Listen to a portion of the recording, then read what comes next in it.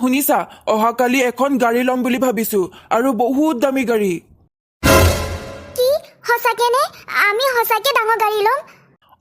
মইনো আৰু তোমাক মিছা কথা কম নেকি সঁচাকে আমি গাড়ী ল'ম আৰু বহুত দামী গাড়ী 10 লাখ টকীয়া গাড়ী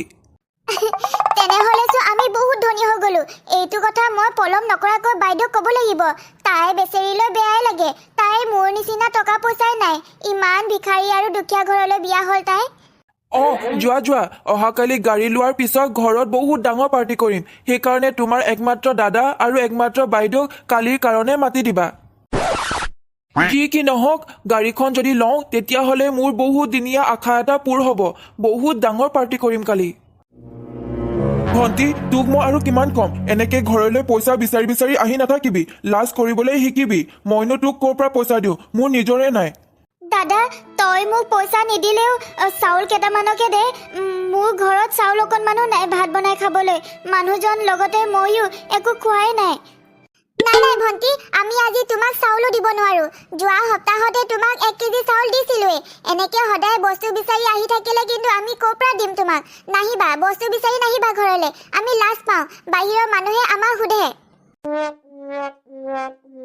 আপোনাৰ দুজনী ভণ্টিৰ ভিতৰত এজনী দেখোন বহুত ধনী ঘৰলৈ বিয়া হ'ল তাই একো অভাৱে নাই আৰু এজনী ভণ্টি ওচৰলৈ বিয়া হ'ল আৰু একেবাৰে দুখীয়া ঘৰলৈ বিয়া হ'ল ওচৰত বিয়া হ'ল বুলি সদায় কেৱল বস্তু বিচাৰি আহি থাকে আমি যদি সদায় সিহঁতক সহায় কৰি থাকো সিহঁতিছো একেবাৰে এলেহুৱা হৈ যাব মই সেইকাৰণে তাইক আজি চাউলো নিদিলো ডাঙৰ ভণ্টিলৈ মোৰ বেয়া লাগে ইমান বেমাৰী মানুহটোলৈ কিয় তাই বিয়া হ'ল নাজানো কাম কৰিও তাইক এতিয়া ভালকে খুৱাবও নোৱাৰে মানুহটোৱে আমিও তাইক কিমান সহায় কৰি থাকিম দাদা নবু সৰু ভণ্টি তই সৰু ভণ্টি তুমি বহুত দিনৰ মূৰত আহিছা ঘৰলৈ সেইকাৰণে ভাত পানী খাইহে যাবা ঘৰৰে ডাঙৰ ডাঙৰ কুকুৰা আছে কুকুৰা এটাকে মাৰি দিম আজি ঠিক আছে নবু মই ভাত পানী খাইহে যাম পিছে মই কালিৰ কাৰণে নিমন্ত্ৰণহে দিবলৈ আহিছো আমি অহাকালি ডাঙৰ আৰু বহুত দামী গাড়ী এখন ল'ম 10 লাখ টকা ল'ব গাড়ীখনত সেইকাৰণে কালি ডাঙৰ পাৰ্টি এটা ৰাখিম ঘৰত কালি কিন্তু যাব দেই ইমান দামী গাড়ী মই কিন্তু কেতিয়াও জীৱনত ইমান দামী গাড়ী দেখাও নাই আৰু শুনাও নাই কেতিয়াও গাড়ীখন লোৱাৰ পিছত আপোনাকে প্ৰথম উঠাম পিছে নব আপুনি ভাত বনাম বুলি কৈছিলে নহয় সোনকালে ভাত বনাওক গৈ যাওক মই খাই বৈ যামগৈ ঘৰলৈ মই এই নিমন্ত্ৰণৰ কথা ডাঙৰ বাইদেউকো কৈ দিওঁ তেতিয়া তাইও অহাকালি যাব পাৰিব আমাৰ ঘৰলৈ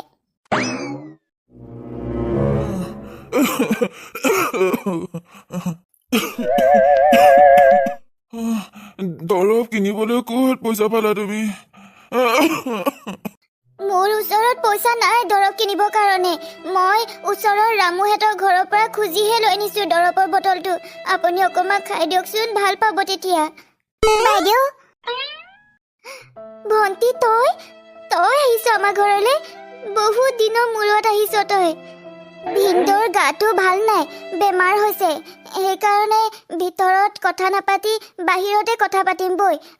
বাহিৰতে বহিবি তই ভণ্টি তই বহু দিনৰ মূৰত আহিছ বাবে তই কিন্তু আমাৰ ঘৰত চাহ একাপ খায়ে যাব লাগিব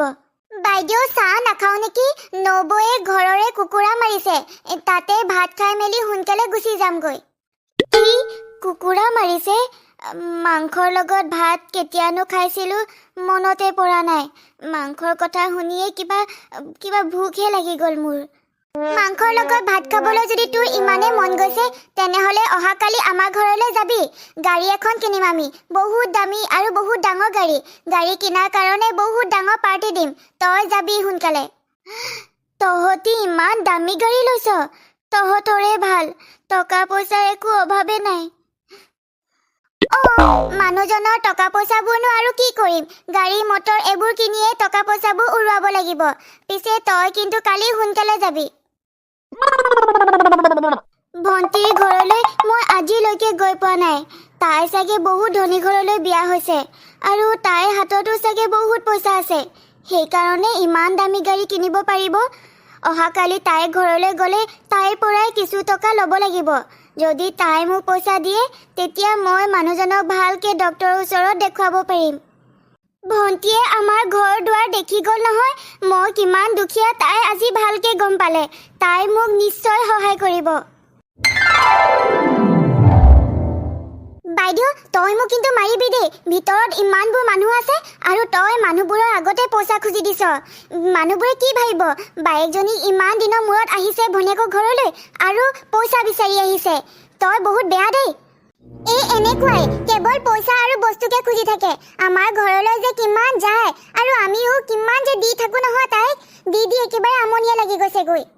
নহয় ভণ্টি তই মোক ভুল বুজিছ তোক মই ৰাতিপুৱাৰ পৰাই এই কথাটো ক'ব কাৰণে তোক মই সুবিধা তেনেকৈ বিচাৰি পোৱা নাই আৰু বেছি দেৰি মই ইয়াত থাকিব নোৱাৰোঁ ঘৰৰ ভিনদেউৰ কথাটো জানই ভিনদেউ বেমাৰী সেইকাৰণে ঘৰলৈ যাব লাগিব বুলিয়ে তোক মানুহৰ আগতে ক'বলগীয়া হৈ গ'ল বাইদেউ এয়া ল টকা 500 মই যদি এতিয়া এইখিনি পইচাৰে গাড়ীত উঠি ঘৰলৈ যাওঁ তেতিয়াহ'লে চোন পইচাখিনি শেষে হৈ থাকিব মানুহজনকো ডক্তৰক দেখুৱাই নহ'ব মই এতিয়া ঘৰলৈ খোজকাঢ়িয়ে যাওঁগৈ তেতিয়া পইচাখিনিও বাচিব আৰু মানুহজনক ডক্তৰকো দেখুৱাব পাৰিম দেউতা বেগটো দিয়ক মই ধৰি দিওঁ আপোনাৰ চাগে বহুত কষ্ট হৈছে আইজনী মই তোমাক চিনিয়ে পোৱা নাই আৰু বেগটো ধৰিবলৈ মই পাৰিম তোমাৰ মিছাতেহে কষ্ট হ'ব মই পাৰিম মই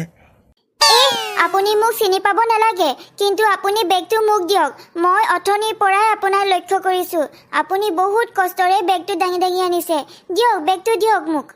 লোৱা তেনেহ'লে দেউতা আপুনি ইয়াত অকলে অকলে থাকে নেকি নহয় আইজনী মই আৰু মোৰ মানুহজনীয়ে থাকোঁ কিন্তু মানুহজনীৰ কিছু দিনৰ পৰা বেমাৰ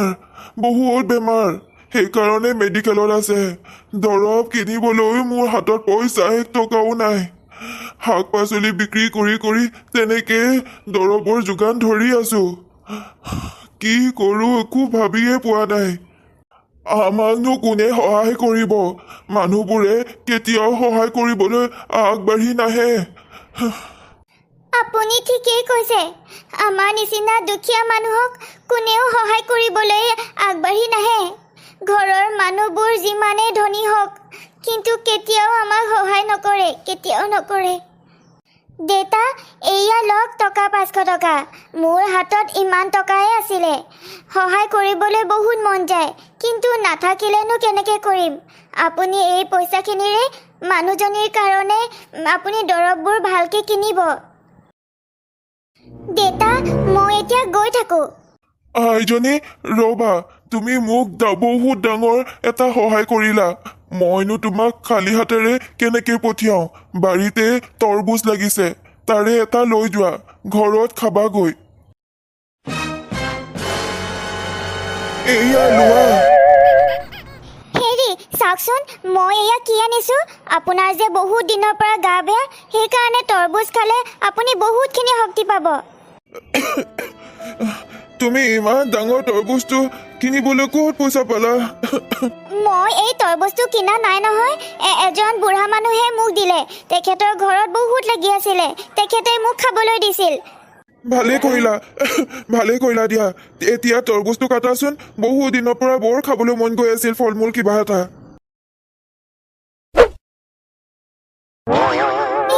এইবোৰ আকৌ কি ওলাইছে ইমানবোৰ তৰবুজৰ ভিতৰত পইচা ওলাই জানো এইবোৰ কি ওলাইছে তুমি এই তৰবুজটো ক'ৰ পৰা আনিছিলা তৰবুজৰ ভিতৰত ইমানবোৰ পইচা বৰ আচৰিত মইতো আপোনাক কৈছোৱেই তৰবুজটো এজন বুঢ়া মানুহে দিছিল বুঢ়া মানুহজনে শাক পাচলি টোপোলা এটা লৈ গৈ আছিল মই বেয়া লাগিলে বাবে শাক পাচলি টোপোলাটো মই লৈ বুঢ়া মানুহজনৰ ঘৰত থৈ আহিলোগৈ তেতিয়া বুঢ়া মানুহজনে নিজৰ সকলোবোৰ সমস্যাৰ কথা ক'লে আৰু মোক ভণ্টিয়ে দিয়া 500 টকাটো মই বুঢ়া মানুহজনকে দি দিলোঁ সেইকাৰণে তৰবুজ এটাকে দিছিল খাবৰ কাৰণে মই ঘৰলৈ লৈ আনি এতিয়া এয়া দেখিছোঁ মোৰ ভয় লাগিছে এতিয়া বহুত নালাগে আমাক ইমানবোৰ পইচা নালাগে অহাকালি ওলাবা তুমি ক'ৰ পৰা এই তৰবুজটো আনিছিলা তাতে আমি এই তৰবুজটো থৈ আহিমগৈ ঠিক আছে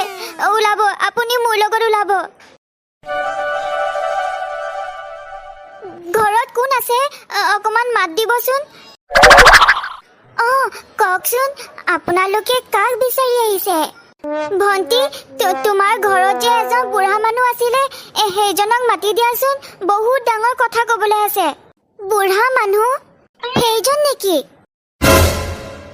সেইজনে। মই যোৱাকালি এইটো ঘৰতে সেই বুঢ়া মানুহজনক দেখিছিলো, লগ পাইছিলো। আৰু তেখেতে মোক এই তৰবুজটো দিছিল খাবৰ কাৰণে। কিন্তু এইটো তৰবুজ ঘৰত যেতিয়া কাটিছিলো তেতিয়া তাৰ ভিতৰত বহুত পইচা ওলালে। মই সেইকাৰণে এইখিনি উভতাই দিবৰ কাৰণে আহিছো।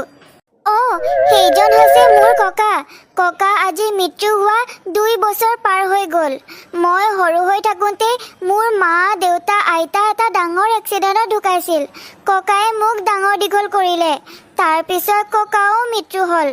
মোৰ ককা বহুত ভাল। মৃত্যু হোৱাৰ আগমুহূৰ্তত কৈ গৈছিল যে মই পৃথিৱীত কাৰোবাক নহয় কাৰোবাক সহায় কৰিহে মই স্বৰ্গলৈ যাম বুলি। নিশ্চয় আপোনালোকক সহায় কৰিবৰ কাৰণে পৃথিৱীত আছিল।